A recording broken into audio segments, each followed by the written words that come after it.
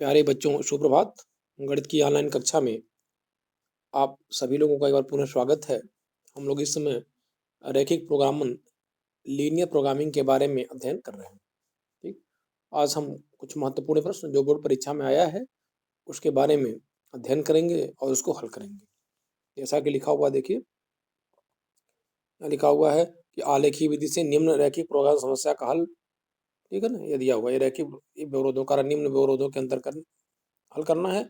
और लिखा हुआ है हल क्या है, z बराबर 200x प्लस 500y का न्यूनतम मान ज्ञात करना। मतलब इस उद्देश्य फलन का मान इस व्यवरोधों के अंतर्गत ज्ञात करना है। ये 2018 में पूछा भी गया है। ठीक, तो पहले देखिए, तो सबसे पहला क्या होता है कि जो चीज दिया हुआ है, दिया हुआ उद्देश्य फलन, देखिए ये उद्देश्य फलन है, इसका निम्नतम मान ज्ञात करना है और ये कंस्ट्रेंट व्यवरोध दिए हुए हैं ये चीज। ठीक, तो पहले ही बताया गया है कि सबसे पहले हम व्यवरोधों को क्या करते हैं, समीकरण के रूप में लिख लेते हैं। ठीक, जैसे हो गया x प्लस 2y बराबर हो जाएगा 10। ठीक, ये हो जाएगा 3x plus 4y equal to हो जाएगा 24। ये लिखा नहीं गया फिर हाल में। तो सबसे पहला काम होगा कि जो व्यवरोध दिए हुए हैं उनको हम समीकरण के रूप में लिख लेंगे। जब समीकरण के रूप में लिख लेते हैं तो क्या होती है, सरल रेखा जानी रहे हैं, सरल रेखा के रूप में अब हम प्रत्येक सरल रेखा का ग्राफ खींचते हैं। यहाँ लिखा हुआ x प्लस 2y बराबर 10 का ग्राफ खींचते हैं। ठीक, करना क्या है बताते हैं, एक बॉक्स बना लेते हैं ऐसे, एक्स वाई और 2 कॉलम। ठीक, अब देखिए हमारा मुख्य उद्देश्य है कि यह सरल रेखा एक्स अक्ष और वाई को कहाँ काट रही है, यही निकालना है, किन बिंदुओं पर काट रही है। तो यहाँ लिखा एक्स और वाई लिखा हुआ है। एक बार इसमें इसी समीकरण में एक्स बराबर 0 रख देंगे तो वाई का मान कितना रहा, 5। तो एक बिंदु क्या मिल गया, 0,5 मिल गया। फिर वाई बराबर 0 रख देते हैं और एक्स का मान आ गया 10। तो इस प्रकार दो बिंदु हमको मिल गए, ए 0,5 और बी हो गया 10,0। ये दो बिंदु हमको मिल गए। ठीक, इसका मतलब क्या है, सरल रेखा बिंदु ए 0,5 चूंकि एक्स निर्देशांक 0 है, इसका मतलब वाई अक्ष को बिंदु ए पर काट रही है और एक्स अक्ष को बिंदु बी पर काट रही है। ये हो गया, पता चल गया। अब फिर क्या करते हैं, जो रैखिक समीकरण दी हुई है उसमें एक्स बराबर 0 और वाई बराबर 0 रख लेते हैं। 0 जब रख लेते 0 प्लस 0 या 0 10 से बड़ा नहीं हो सकता है या बराबर असत्य है। तो चूंकि असमीकरण सेटिस्फाई नहीं हो रही है, इसका मतलब ये हो गया कि जो हमारा हल आएगा, हल, ठीक, वह मूल बिंदु से विपरीत होगा। जो अर्धतल होगा, खुला अर्धतल होगा, वह मूल बिंदु से विपरीत होगा। मतलब बता रहे हैं, देखिए यहाँ पे जैसे, ठीक, यही है, ठीक है ना। तो मूल बिंदु से विपरीत का मतलब क्या हो गया कि मूल बिंदु इधर आना चाहिए, वह चूंकि रैखिक असमीकरण सेटिस्फाई नहीं हो रही है, इसका मतलब हल इधर आएगा। इस असमीकरण के लिए जो खुला अर्धतल होगा ये मूल बिंदु के विपरीत होगा, ये मूल बिंदु के विपरीत होगा। ठीक,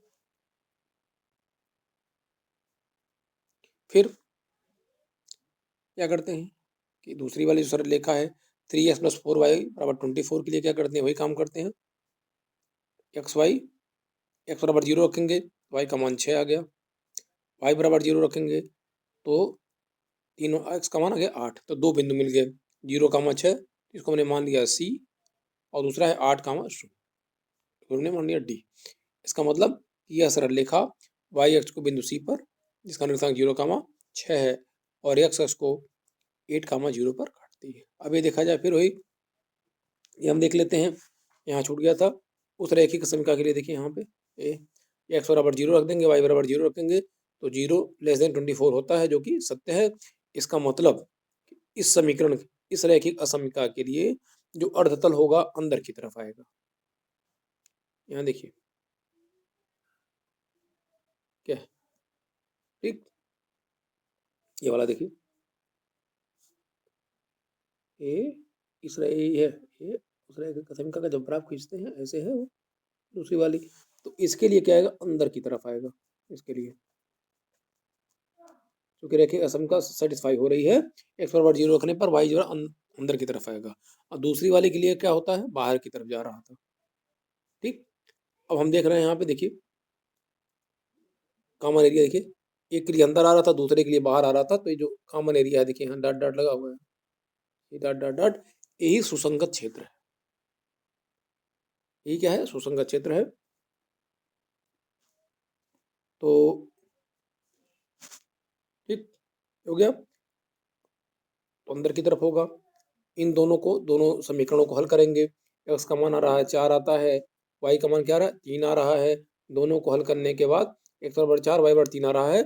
इसका मतलब कि ये दोनों सरल रेखाएं एक दूसरे को क्या कर बिंदु 4,3 पर प्रतिच्छेद कर रही है, काट रही हैं। उसका नाम हमने रख दिया ई 4,3 हो गया, जैसा कि फिगर में यहाँ बना भी हुआ है। देखिए यहाँ पे ये हो गया। ठीक, तो सुसंगत क्षेत्र यही है, कॉमन। देखिए एक के लिए, ऊपर वाले के लिए जो ऊपर वाला दिया हुआ है ऐसे, उसके लिए अड़तल नीचे की तरफ था, दूसरे वाले के लिए ऊपर की तरफ था, प्रतिच्छेद बिंदु है। तो जो कॉमन एरिया आ रहा है, जो उस दोनों को सेटिस्फाई कर रहा है, वही डॉटेड डॉटेड वाला एरिया है। ठीक, हमने ग्राफ खींच लिया।